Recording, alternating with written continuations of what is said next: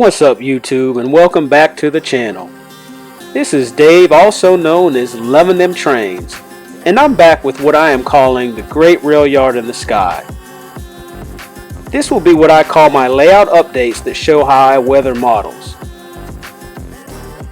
Along with this Atlas H21A hopper, I will be weathering a flat car with pipe load and 5 boxcars, all by Atlas. This hopper was sprayed with a dull coat, and I am now adding a few oil paint washes to begin the weathering process. Now let's get to it.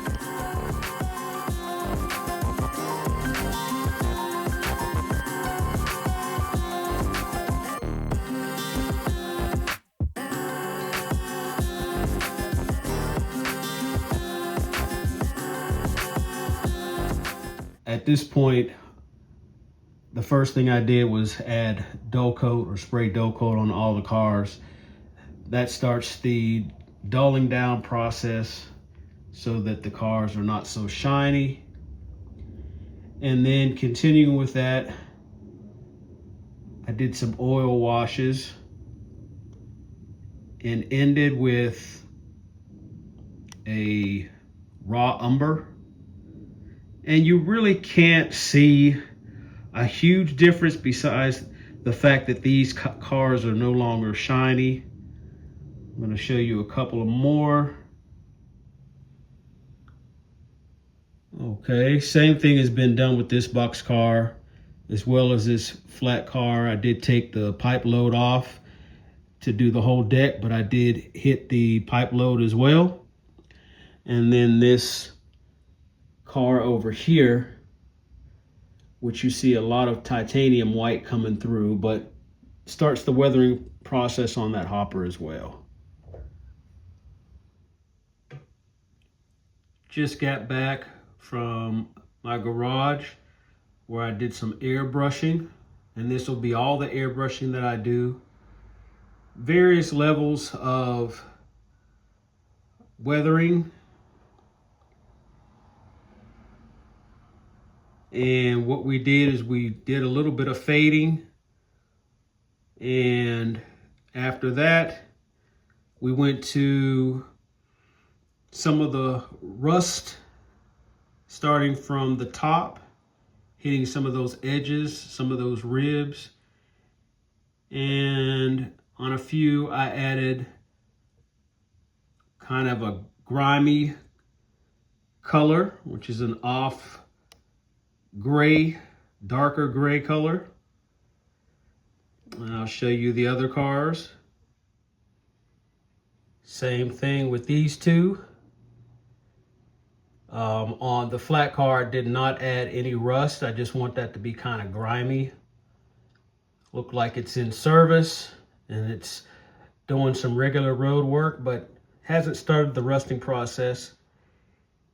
Here, I started rusting on this car here. Probably gonna back some of that off a little bit with the next step with some acrylic paints. And then back there with the PC H21 hopper, see if I can move this car out of the way. There we go.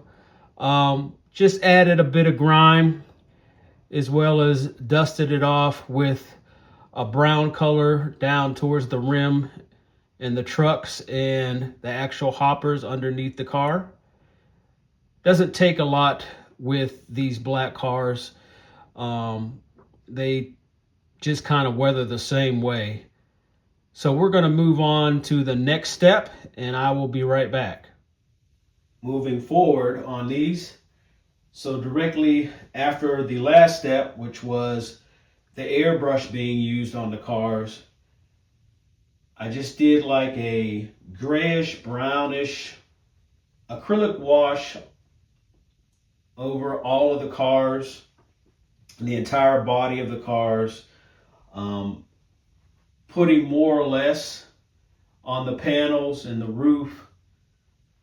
And this helps to do a more of a weathering, create more depth with it, more of a grimy look, and depending on how much you use you get, more of the weathering, more severe weathering, I should say. So that's what we did. And once that dried, we sealed everything up. Then after that, I came back with some acrylics to start the streaking process. Also, the rust coming down from the top, more of enhancing that and creating depth with that. We've got some rust spots as well that we started with acrylic blobs, if you will, and just started that process. And then when you come back after that dries, that's when you want to start adding your oils, which create a whole different dimension. And they're very, very easy to work with. They're fun to work with. They're very forgiving. And so we concluded with the oils, with the streaking on all of the cars at various levels. I would venture to say that of all my weathering, this is probably the most severe, if you will. And once again, I believe in variation. Some cars that absolutely have not been touched or very little, to some that are kind of in the middle of the road, and then some that are getting ready for the scrapyard in a couple of years. So that's what my aim was on these. And as I move from right to left, you can see that.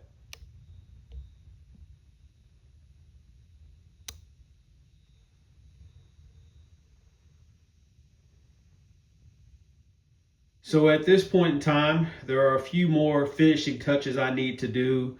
It's very easy to get carried away on stuff like this. You keep thinking of more things to do, but I don't want to, go as far as I possibly could because I have other projects I want to work on. But I do want to go ahead. I think the trucks are fine. I just need to go in and take that silver off of the wheels. I think the side frames are fine. And I'll probably do a little bit of dusting with some powders. And then we'll come back and see if we can't get this thing finished up. Here we're back with the H21A hopper. And I hope I'm not too shaky. So what we went ahead and did on this is I did add a little bit of powder to accentuate that grime and dust towards the bottom of the car. And I did go ahead and paint the couplers. They're not quite at the rust state yet, but they have discolored and have that same color of dust that is kicked up onto them. And of course you see that load, and that's just some anthracite that I bought from Dennis Brennan for this purpose.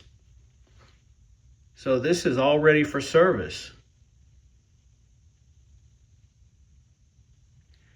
As I move over, last segment I stated that I was going to dull this down some and not make it so dirty. Well, got carried away, and I'm going to just leave it alone. And we just went ahead, same thing here. I did add some powders to accentuate some of those rust patches and the rust starting at the top. Dusted it off at the bottom with that kick up and dust. I like for my weathered cars to look like you could actually walk up to them and put your finger on them and make a fingerprint. And then up here, what I did is, after adding the washes, I went ahead and did a bit of dry brushing, a little bit of rust color, and then topped it off with the silver paint. And that kind of shows that that's getting a bit of sun wear, and the paint is starting to come off just a little bit. Taking a look at the flat car, just like the previous two models, we accentuate the previous weathering done to the car by dusting it off with some powders, specifically towards the bottom. And then we go to the wheels. I went a little bit extra on this after painting the wheel faces. I took some rust color powders and put those on the wheel faces, just touched them on there just to show that that process has started. This car is not on its last leg, but it has been in service quite some time. And I forgot to mention this with the previous two cars, but I also took a silver color acrylic and dry brushed it over the side frames.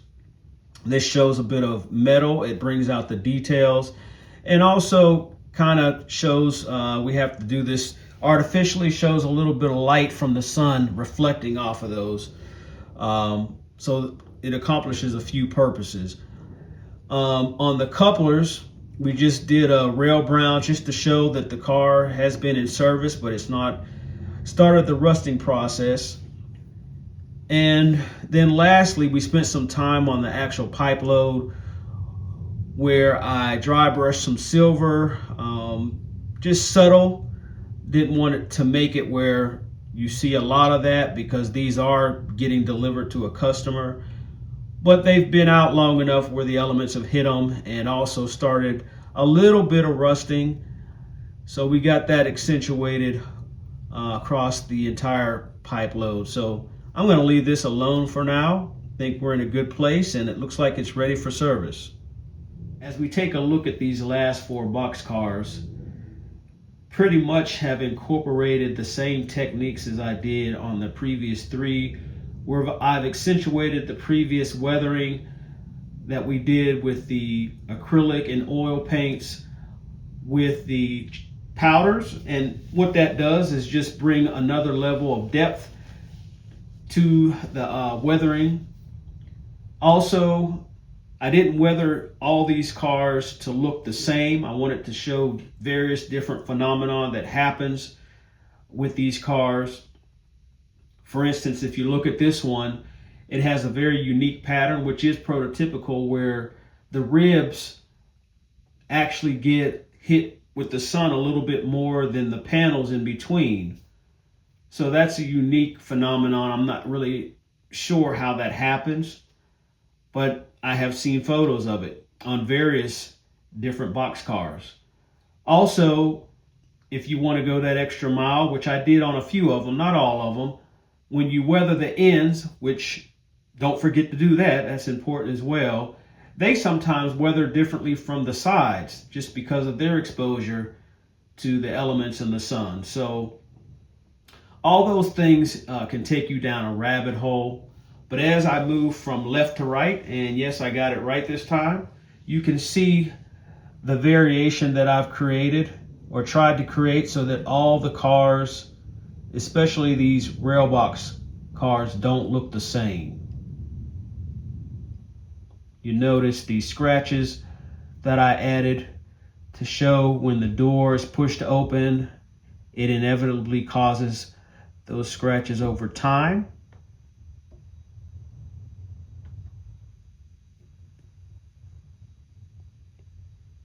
And then we get down to this Illinois Central, which looks like in a couple of years it will be headed to the great Railyard in the sky. Wanted to show you the details on the couplers here and the wheels.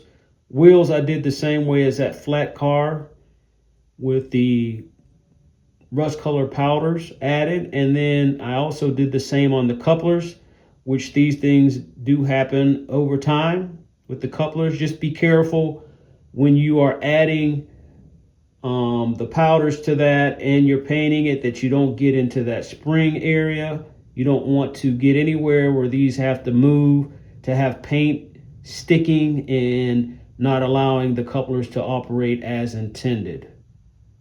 Also wanted to show where the ends of the car have been weathered. We can't forget about those. Sometimes they are exposed on your layout where they may be the last car or parked, and you don't want that to look funny because you haven't provided the same type of weathering that you did on the sides. And lastly, let's take a look at the roofs. We're after doing the acrylic wash. These have all been sealed. And then we went to town with the powders, and I like the galvanized metal look that I've gotten from doing it this way.